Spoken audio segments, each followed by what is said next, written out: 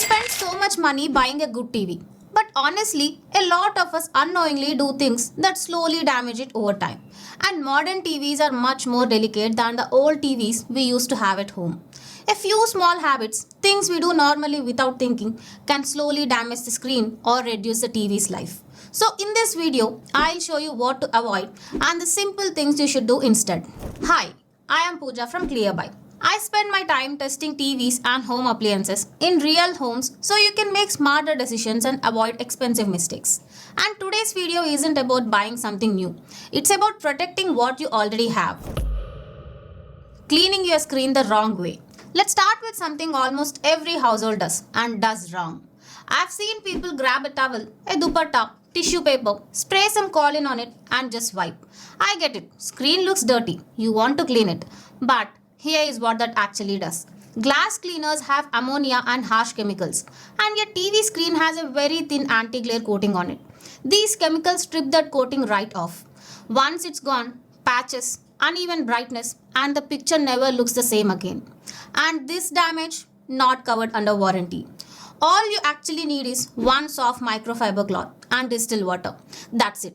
Dust the screen dry first. For stubborn smudges, slightly dampen the cloth and always apply water to the cloth, never directly on the screen.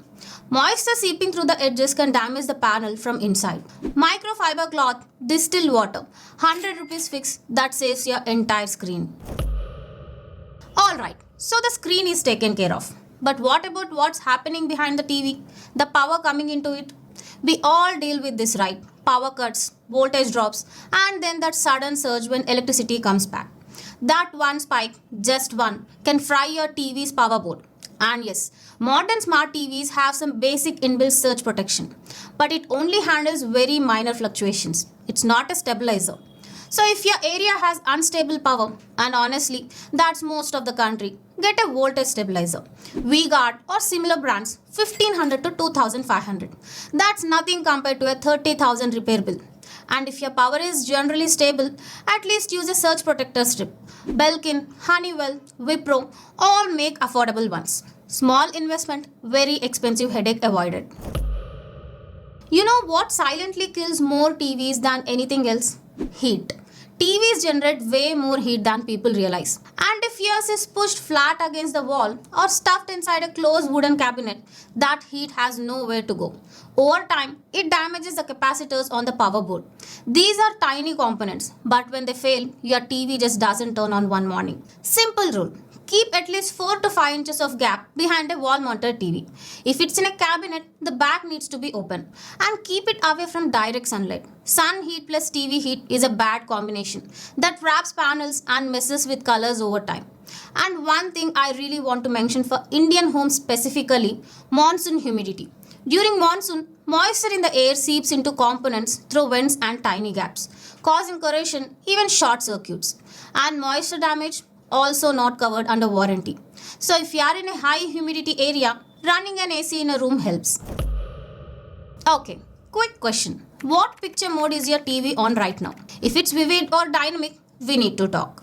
When you unbox a new TV, it comes set to these super bright modes. Looks stunning, right?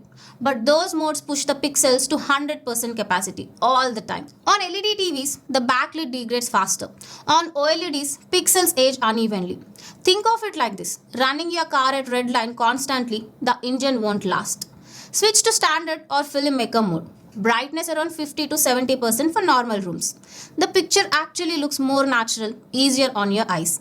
And your TV lasts significantly longer. Same logic with leaving the TV on all day. News playing to an empty room, nobody watching. Your TV is rated for roughly 50,000 to 60,000 hours total. At 12 to 15 hours daily, you are burning through that lifespan way faster than you should. Turn it off when nobody is watching. Use a sleep timer if you tend to doze off. These two changes alone can add years to your TV. Okay, this one most people have no idea about. And honestly, it might be the most important thing in this entire video. A lot of us switch off the TV by flipping the power strip or pulling the plug at night. You think you are saving electricity. But what's actually happening is you are stopping your TV from healing itself. Modern smart TVs, especially OLEDs, run something called a pixel refresh cycle when they go into standby. LG calls it pixel refresher, Samsung calls it panel care, Sony calls it panel refresh. It scans and recalibrates every pixel to prevent burn-in and uneven aging. But it only runs when you turn off using the remote and let the TV enter standby naturally. Cut power at strip, that maintenance never happens. Over months, image retention, uneven brightness, degraded picture.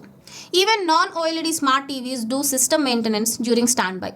So always use the remote. Let it sit in standby 10 to 15 minutes before cutting power if you must. Your TV literally needs that rest to stay healthy. So those are some of most common mistakes that slowly damage TVs over time. And honestly, avoiding them doesn't cost much, but it can genuinely help your TV last for years longer.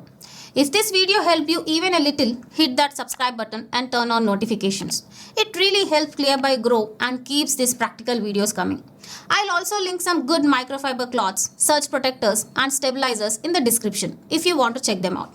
Until next time, don't just buy, ClearBuy. See you soon.